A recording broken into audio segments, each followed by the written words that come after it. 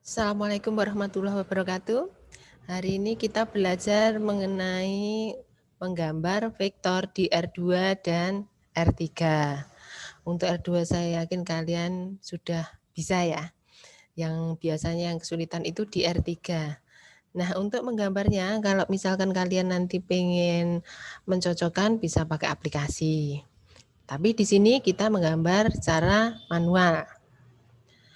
Yang pertama, kita pengen menggambar vektor di R2, yaitu vektor P, Q, dan S. Mula-mula kita buat dulu sumbu koordinat X dan Y.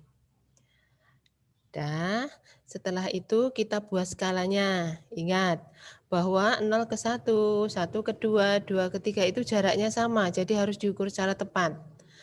Supaya nanti gambarnya itu tepat, saya sarankan kalian pakai buku streaming dan penggaris, jangan lupa ya. Terus kita gambar vektor P. Sebelumnya di sini vektor P adalah 5i plus 6j. Berarti nanti ini 5 ke kanan, ke atasnya 6. Nah, ini adalah titik P, 5,6. Maka vektor P itu adalah dari pusat ke titik P. Ini adalah vektor P-nya. Kemudian vektor Q, 5i min 4j, berarti ini 3 ke kanan, kemudian ke bawah 4. Ini adalah titik Q, maka vektor Q-nya adalah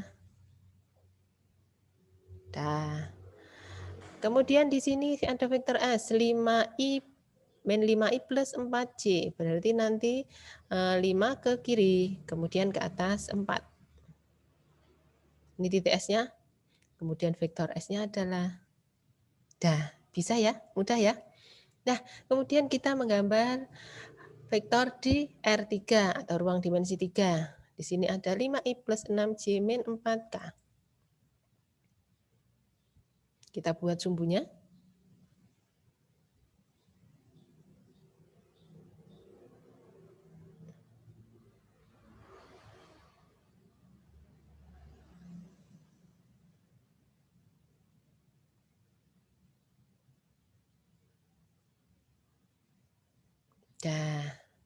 Nah, ini skalanya jangan lupa ya, skalanya harus sama antara 0 ke 1, 1 ke 2, 2 ke 3, sama.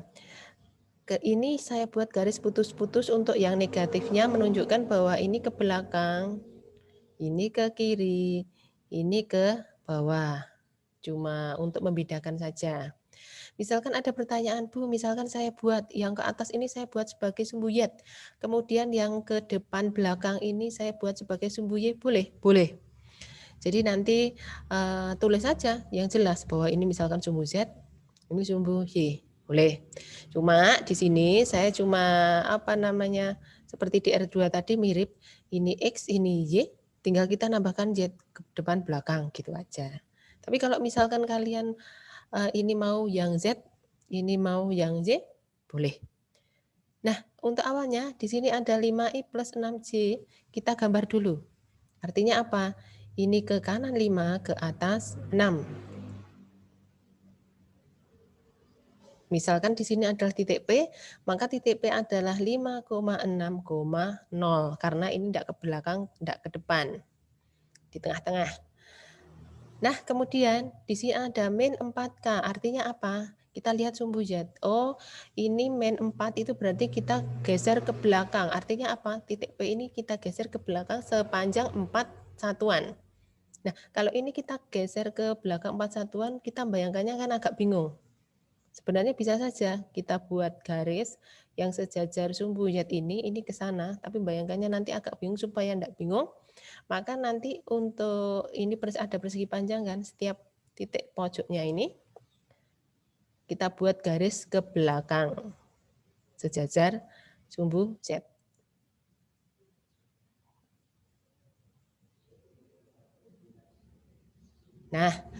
Nah, ini nanti jadi dari sini kita garis ke sana, kemudian penggaris kita geser aja. Kalau yang ini ke sana kan jelas kemiringannya sama dengan yang Z. Kemudian ini kita geser penggarisnya ke kanan.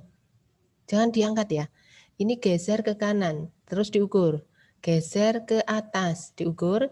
Geser ke kiri, diukur. Nah, saya yakin nanti kemiringannya itu pas sama seperti sumbu yang Z yang kita gambar ini. Kita tidak menggambar sumbu Y ini lurus ke belakang. Kalau lurus ke belakang berarti nanti numpuk sama yang sumbu Y. Jadi tidak bisa bayangkan nanti. Dah, gitu ya. Jadi nanti saya sarankan untuk ini digeser saja penggarisnya terus diukur supaya miringannya itu sama. Kalau diangkat biasanya geser-geser nanti. Nah, setelah itu kita tinggal hubungkan saja titiknya ini.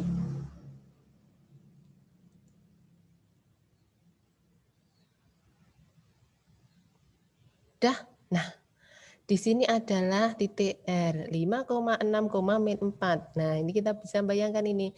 Ini yang di depan, ini kita geser ke belakang jadi titik R 5,6, min 4. Nah, bagaimana vektor R-nya? Nah, vektor R-nya dari pusat ke titik R. Dah.